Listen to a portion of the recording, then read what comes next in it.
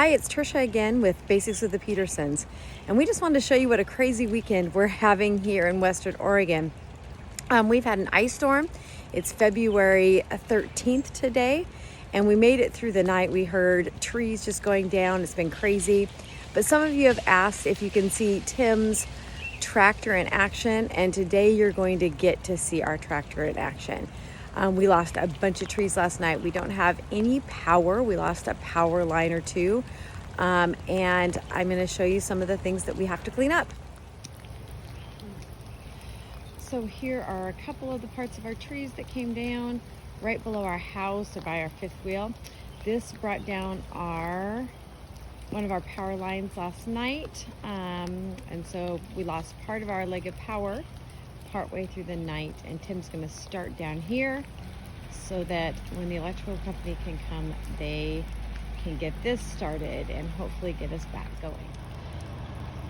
So to one side of our house right below where eventually we will be putting our shop, we lost a big chunk of one of our trees.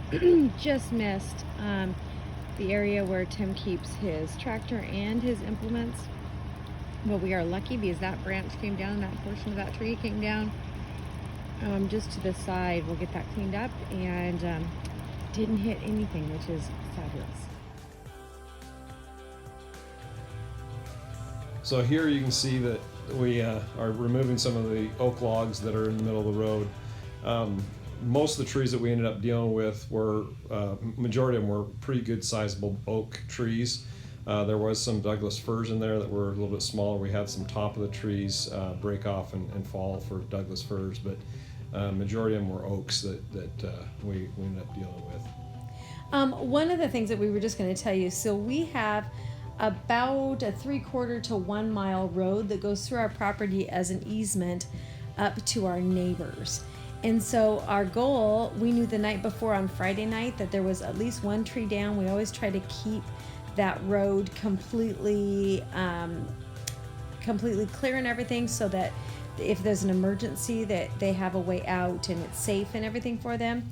But we knew early on Friday night that we would have a tree down, but when we got up on Saturday morning, what do you think? Well, there's multitudes. By the time we got done with a long Saturday, we probably went through close to 20 to 26, 25 different piles of trees like what you've seen here. So it was a good long day with a lot of work in front of that we did.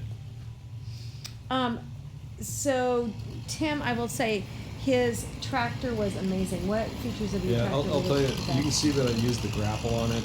That is it's actually a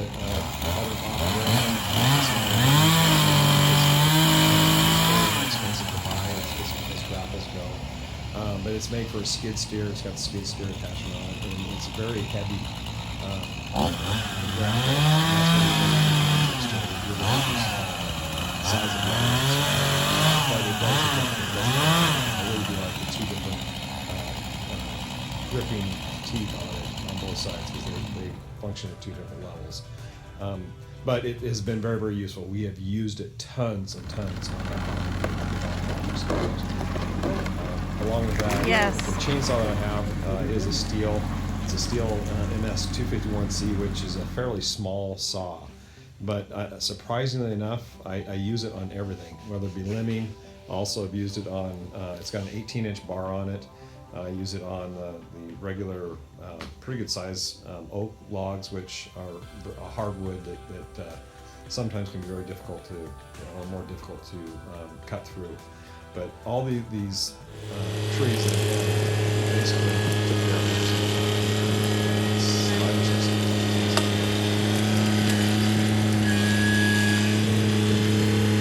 So basically we started about 7:30 in the morning down at the bottom of our road, and then we just continued and worked our way up to our neighbors at the top of the hill. It's almost a mile, and it took us until about 4:30 when we finally got to their house.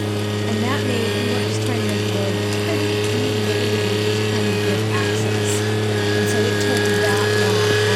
Tim did not stop the tractor except for being on and off to cut the wood apart, and we were pulling branches and we were raking and that type of stuff. Basically the rest of the time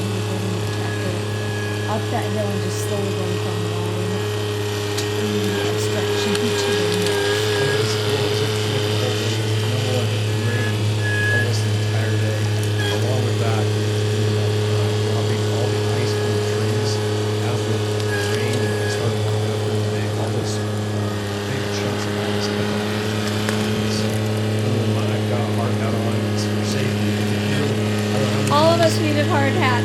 Tim and our neighbor, our elderly neighbor, who's so cute, he was getting pelted with the rain and the ice. He somehow made it through the obstacle down our hill, and not sure, but it was so obstructed he went through the woods to get to us, to get some help. But it wasn't until 2 or 3 hours he finally get to one of the piles to get back up to the house to tell his wife to get back to us. And it was quite a rough day. He's lived in the area for 25 years. Well, it was more than 25 because he's been living in houses in Right. So And he said he's never seen an ice storm that has devastated the trees like that. all part of that forward work accident. But we are blessed that everybody is safe. We are blessed that we had the tractor, we had the implements. And really, with all the trees, I mean, we had out throughout the forest. I'd estimate there's probably close to 80 to 100 trees that had some sort of impact from the ice. Between our 9 acres and their 65 that we saw. Yeah.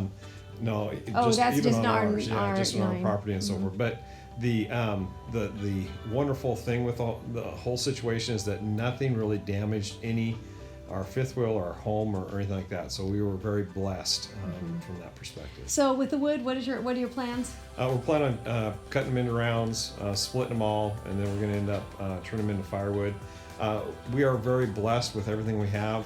My eventual goal after everything gets seasoned is to put a roadside stand up that is based.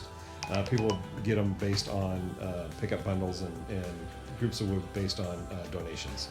That's really what that we can give to like our local church and our Union Gospel Mission and some things like that. Some ministries. We have a major homeless problem in our area, and hopefully the Union Gospel Mission helps out quite a bit with that. But also our local church ends up contributing to the community and helping out in those areas as well. So that's the goal with all this wood. It'll take me. There's cords and cords and cords sitting out there that I need to now gather together and split up. So. And the final pictures, it looks better, but we still have a lot of cleanup. We just made a dent. The only thing we got cleaned was really our road cleared, but everything else still has lots of things to do. So thank you for joining us on Basics with the Petersons. This was Ice Storm 2021. We hope we don't ever see it again. And right now we're 4 days after it, and we still don't have electricity, internet, or cell reception at our house. So we have a roughing it. We have a 3,500 watt generator that's we're trying to keep gas in. In our local area, gas is a premium right now, so everybody's gone into buy mode. But anyway, thank you for joining us. So we're on Living Off the Grid, and hopefully we'll get to talk to you guys soon. Thank you with Basics with the Petersons. Like and subscribe.